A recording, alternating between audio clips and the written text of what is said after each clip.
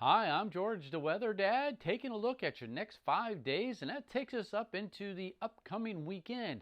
Overall, nothing all that bad. We originally thought maybe we get a really cold shot of air. Well, we're going to get cooler. I'm not sure if we're going to get quite that cold. Let's first take a look at your Wednesday, and we're looking at temperatures fairly mild across most of the country. A little bit warm there in the central U.S., heading up into the Ohio Valley. Certainly very warm and nice down along the southeast. By Thursday, we're starting to see some of that cooler air now filter southward out of Canada. Still very mild and warm across most of the eastern half of the country, with the exception of the Great Lakes. And even California, you're starting to warm up just a little bit. But by Friday, we had that cold front moving through, and it's going to cool us off somewhat.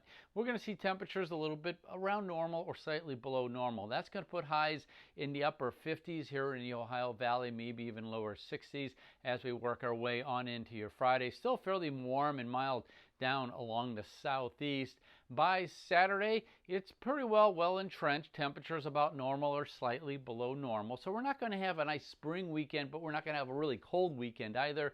And then by Sunday, you can see that cooler air working its way all the way down into Texas and even portions of the southeast, Florida with the exception. You're still staying fairly warm. So once again, it's going to be jacket weather this weekend, but a light jacket if you're going to be out, with some baseball games and even some soccer games now that are starting to ramp up.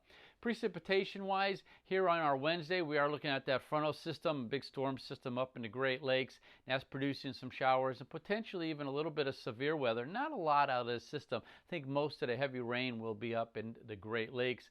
By Thursday, that system pushes east. Here comes another little shot of energy, bringing in more precipitation there for Thursday and then on into your Friday. Here in the Midwest, that frontal system starts draping its way down into the southeast. Most of the country, though, drying out there for Friday. Saturday, we could be looking at some severe weather down around Texas, Arkansas, Louisiana, and Mississippi as that front kind of hangs down in this area. But again, most of us will be drying out. And then by Sunday, once again, a little bit wet along that frontal system that kind of stalls out there in the southeast. Remember that cooler air starting to work its way into your area.